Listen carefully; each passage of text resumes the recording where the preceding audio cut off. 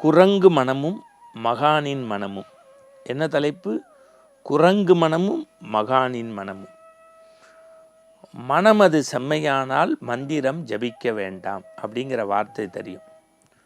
உலகத்தின் முழு கடவுளாகிய முழுமுதற் கடவுளாகிய அவனின்றி ஓரணுவும் அசையாதுங்கிற விநாயகர்கிட்ட போய் எப்படி பிள்ளையாருக்கு குட்டு போட்டுப்போம்? வாக்குண்டாம் நல்ல மனம் உண்டாம் சொல்கிறோமா இல்லையா? சரி, வீட்டில் செல்வம் தலைக்கணும். உடனே என்ன பண்ணுறோம்? அபிராமி அந்தாதி பாட்டை எடுத்து தனம் தரும், கல்வி தரும், ஒரு நாளும் தளர்வரியா மனம் தரும். அப்போ செல்வமாக இருந்தாலும், வாழ்க்கையாக இருந்தாலும், சிறப்பாக இருந்தாலும், பேராக இருந்தாலும், புகழாக இருந்தாலும் அதுக்கு அடிப்படை என்னம்னா மனம். ஆனால் இன்னொரு பக்கத்தில் சொல்கிறாங்க மனம் ஓர் குரங்கு. ரெண்டும் எதிரும் புதிராக இருக்குல்ல. இந்த இந்த இந்த தலைப்பை ஆன்மீக அன்பர்கள் சற்று வித்தியாசமாக யோசிக்கிறோம். இந்த மனமை ஏன் ஒரு குரங்குக்கு ஒப்பிட்டாங்க? குரங்காட்டிகள் குரங்கை எப்படி பிடிப்பாங்க தெரியுமா? குரங்காட்டிகள் குரங்கை எப்படி பிடிப்பாங்க தெரியுமா? நீங்கள் காட்டுப்பகுதிகளில் கூட சின்ன சின்ன வாயுடைய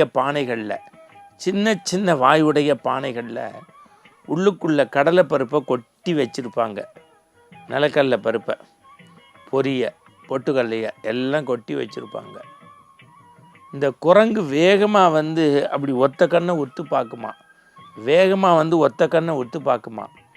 தன்னுடைய கையை அப்படி சுருக்கி சடார்னு உள்ளே விட்டுரும்.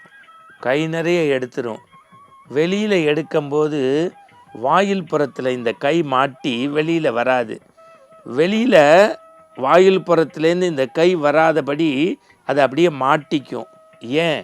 இந்த கையில் இருக்கக்கூடிய கடலையும் பருப்பையும் பொரியையும் குரங்கு விட்டால் வெளியில் வந்து விடலாம்.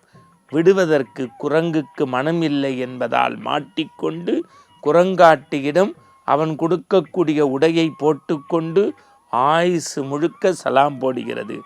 அதுபோலத்தான் நாம் நம்முடைய மனம் என்கின்ற குரங்கு சொல்லக்கூடிய ஆசைகளை, ஐம்புறங்களை அடக்கி வெல்லக்கூடிய ஆசைகளை துறக்க முடியாமல் மாட்டிக்கொண்டு, குரங்காட்டியிடம் மாட்டிக்கொண்ட குரங்கை போல நாம் ஆசை என்கின்ற குரங்காட்டியிடம் மாட்டிக்கொண்டு அல்லல் படுகிறோம். மனம் என்பது ஓர் குரங்கு.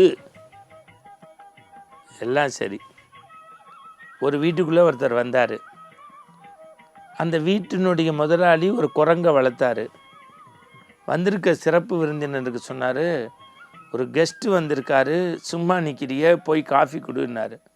குடுகுடுன்னு உள்ளே ஓடி போய் ஒரு டம்ளர் காஃபியை தான் 2 கையால் கொண்டு வந்து அப்படி வச்சது. இந்த குரங்காட்டி கையில் இருக்க குச்சி எடுத்து டொக்குன்னு குரங்கு தலையில் தட்டியிருக்கார். வந்த கெஸ்ட்டுக்கு பரிதாபமாக பார்த்துருக்கார். காஃபியை கொடுன்னொன்னே தனக்கு குழந்த மாதிரி கொடுத்ததேன்னு குடித்தார். அடுத்து 1/2 மணி நேரம் பேசிக்கிட்டு இருந்தாங்க. அவருக்கு குடிக்க தண்ணி வேண்டாம், குடுகுடுன்னு உள்ளே ஓடினது, கொண்டு வந்து தண்ணி வச்சது. இவர் குச்சி எடுத்து டொக்குன்னு தட்டினார். அடுத்து 1/2 மணி நேரம் பேசிட்டு டைனிங் டேபிள் கொண்டு வந்து தலைவாழை இலை போட்டு சாப்பாடு. இவர் சொல்ல அது கரண்டி எடுத்து சாம்பார் ஊற்றுது, காய்கறி வைக்குது, அன்னக்கரண்டியை எடுக்குது, எல்லாம் பண்ணுது. ஆனால் ஒவ்வொருத்தரையும் அடி வாங்கிக்கிட்டே இருக்குது. இப்போ வந்த விருந்தினர் கோவப்பட்டுட்டார். வாயில்லா ஜீவன், அது பாட்டுக்கு அது சொல்கிற வேலையை கேட்குது, நீங்கள் எதுக்கு மடையில் அடிச்சுக்கிட்டே இருக்கீங்கன்னு தான். அதுக்கு அவர் சொன்னார், அது அடிக்கிறது உங்களுக்கு கஷ்டமாக இருக்குது, நான் விட்டுடுறேன், அதனால் வரக்கூடிய ஆபத்தை என்கிட்ட கேட்கக்கூடாது அப்படின்னு சொல்லி ஒரு 5 நிமிஷம் உட்காந்ததான். இந்த குரங்கு டக்குன்னு சாம்பாருக்குள்ளே கையை விட்டு தானே எடுத்து மேலே போட்டு ஒரு அலசி அவர் மேலே உருன்னு பண்ணோன்னே இவர் பயந்துட்டாராம். இப்போ அவர் சொன்னாராம், தெரியுதா, குரங்கு அதன் வேலையை அது செய்தாலும் 5 நிமிடத்திற்கு ஒரு முறை குச்சியை வச்சு அதன் தலையை தட்டவில்லை என்றால் குரங்கு தன் குணத்தை காட்டும். மனித மனம் ஒரு குரங்குக்கு சமம்.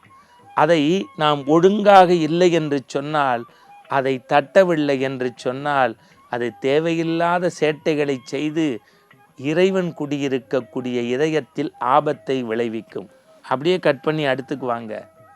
ஒரு மரத்தில் பழம் தொங்குமா, பறித்து சாப்பிட்டுக்கிட்டே இருக்கும்போது அதை சுவைபட சாப்பிடாதான், டக்குன்னு இன்னொரு மரத்தில் இருக்க பெரிய பழத்தை பார்த்தோன்னே இதை போட்டு அதை பறிக்குமா, அதை பறித்து ஒரு கடி தான் கடிச்சிருக்குமா, அதை விட ஒரு பெரிய பழம்னு நினச்சி வேகமாக மரத்தில் ஏறி இதை தொப்புன்னு போட்டுருமா.